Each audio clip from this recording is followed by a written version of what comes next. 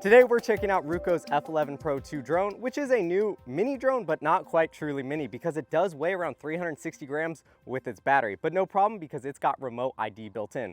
Some of the standout features is it's got what looks like a new camera for Ruko. It's a 1/3 0.2-inch 8 megapixel camera on a 3-axis gimbal, so I am excited to see that. We are actually out here in the Salton Sea, which was a booming area in the 50s and 60s in Southern California, but it's somewhat of a ghost town now. We're gonna take you with us using the Ruko F11PRO 2 so we can check out its cameras and its features. But first, let's go ahead and see what's included in the carrying case. First off, I've got to say I'm impressed with the case itself. It's surprisingly slim, which is always a plus for portability. One thing that's not included is a micro SD card, so you'll need to get that on your own for storing your footage. Ruko recommends using a card with a maximum capacity of 128 gigs or less. Inside, you'll find the drone, and wow is it compact. Next up, we have the controller. The design is new from Ruko, featuring a nice rubberized grip. However, the shiny black plastic on the front is bound to be full of scratches over time. It does have Type-C charging on the right side and physical buttons for takeoff and landing, return to home, speed control, powering the controller on, and a compass button for calibration and switching GPS mode off. To fly the drone, you'll use the Ruko Mini app, which can be found on both Google's Play Store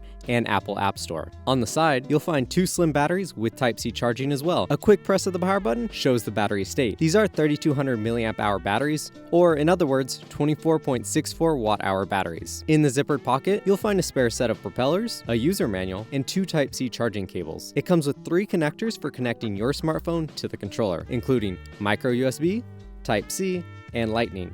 Each cord has a little logo showing which end goes into the controller, a nice little touch. Lastly, they've included this neat little template that you can place over the controller. It walks you through the basics of flying the drone and explains what each button does. This is a really nice addition, especially for beginners just getting into drones. Relatively smooth, like it's not drifting off at all or anything like that. This is my third Ruko drone, after the F11 GIM2 and the Phoenix V11. And the camera on this one, it blows the other ones out of the water. Flying it over the Salton Sea, if anything did blow out of the water, I'd probably have to call a hazmat team. So, let's just say, the camera on this one, it's pretty good. Flying it is smooth as butter. No jitters, no stuttering. It's just me, the drone, and an endless stretch of forgotten coastline. Then, right on cue, a flock of curious birds swoop in, turning my aerial shot into a scene straight out of Hitchcock's The Birds. Now you might notice some prop flicker in the bottom corners of the screen. That's not unique to this drone and can happen with any drone. It's caused by the sun hitting the drone and the drone's camera at just the right angle, so don't worry about it too much. So you can't adjust the camera angle. Basically, it'll go straight, but it'll also go 90 degrees down. So you can do that using the scroll wheel on the back of the controller, so you can get a straight down shot, which would be kind of cool. So you can go straight up into the air, and you can see us here straight down. The drone actually does have 2 speed modes, a camera mode and a sport mode. So we're gonna go ahead and use the camera mode to go check out this building. We got a small drone. Why not use it? As we fly in, notice how the camera adjusts to the low light situation. It's only being lit by natural light, yet it does a solid job capturing the details, especially up there on the ceiling, which I'll admit, I almost got a little too up and close and personal with. And since this drone doesn't have any sensors, your piloting skills are the only thing standing between you and hitting the ground. Now, even though the camera is fully automatic, meaning there's no manual camera controls available, watch as we move from the dark back into the bright daylight. It handles the transition pretty good. Now, let's talk about GPS follow mode. On paper, it sounds like a great feature. Let the drone do all the work while you sit back and focus on driving or riding, but in practice, it's a bit of a hit and miss. The manual says to make sure the drone is at a specific distance, somewhere between 26 to 164 feet away, with the strong GPS signal before activating the mode. And while that sounds straightforward enough, it took some trial and error to actually get it going. A few times, no matter how hard I tried, it just wouldn't initiate because I was either too close or too far. And here's the thing, unless you're aiming for a super scenic wide shot, the drone's follow mode might not always be the best choice. Since it has to maintain such a specific distance and height, you might actually capture more interesting shots by manually flying it by yourself.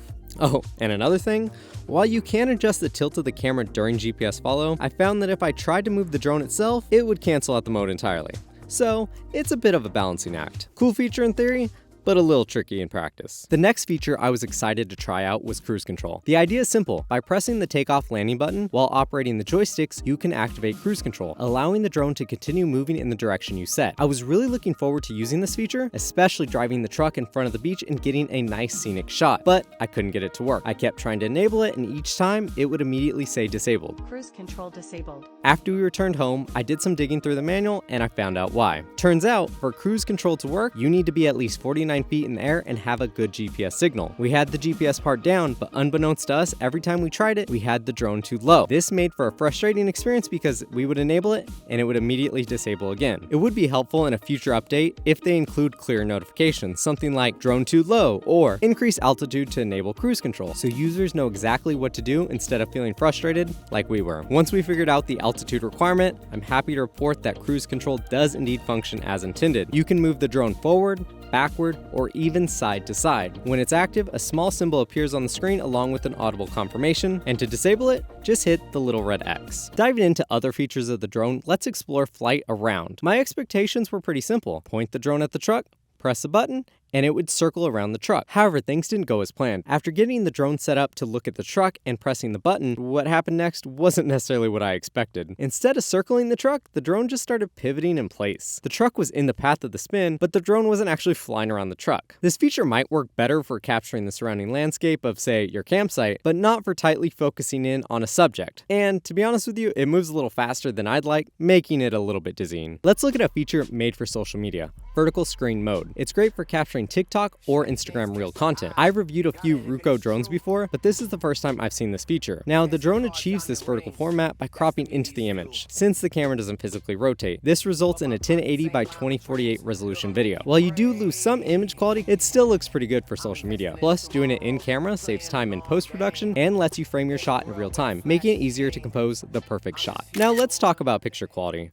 Ruko advertises stunning 6K images, but in practice, feels like they're doing some upscaling to reach the 5700 by 3200 max resolution. Even with that, it's clear this drone is primarily designed with video in mind, and that's where it truly shines. We're trying a feature on this drone called route planning, which is where you get to tell the drone where you want it to go based on a map. So where that little piece is, that's actually us. And we can see where the drone is, and we can tell it where we want it to go. So as I click the screen, it's gonna make a stopping point. So I'm trying to get it to go around where we are. Okay, so you can see it's up here, going to the second stop. And then it'll probably turn. Yeah, and I'm actually gonna go ahead and stop it there. Let's see if I click delete.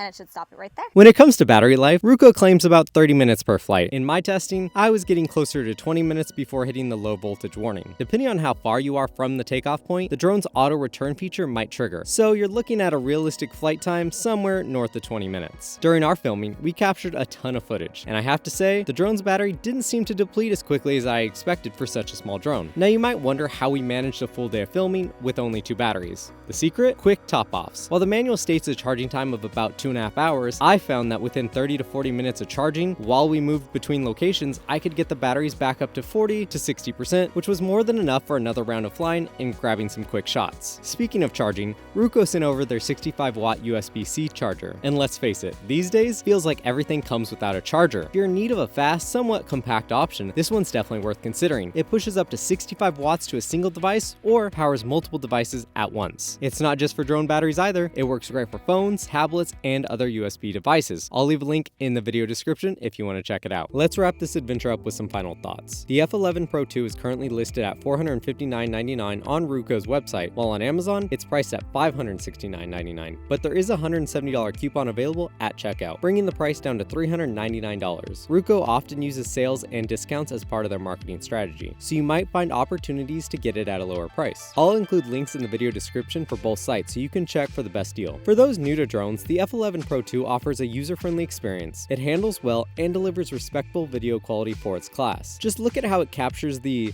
shall we say, unique beauty of the Salton Sea. While it lacks advanced features like obstacle sensors or subject tracking, the F11PRO 2 covers all the essentials, allowing new pilots to focus on mastering fundamental flight skills without distractions. It's also worth noting that the F11PRO 2 competes with drones like the DJI Mini 4K, which does weigh under 249 grams and is priced around $300. While the Mini 4K 4K doesn't offer a GPS follow feature, it does come with more built-in quick shots like Droney and Helix. The F11 Pro 2 offers GPS capabilities, but at a higher weight and price point. Ruko has made a significant stride in terms of video quality with this model compared to their previous drones, but you'll need to weigh these trade-offs based on your specific needs. When you consider the overall package, the impressive video quality, decent battery life, GPS follow feature in such a compact drone, and a sleek design, the F11 Pro 2 stands out as a strong choice for beginners in the drone hobby and content creators seeking to add a new dimension to their work. If you're into conquering trails, modifying your ride, or gearing up for the great outdoors, be sure to hit that subscribe button for more content just like this. Thanks for watching, and I'll see you in the next video.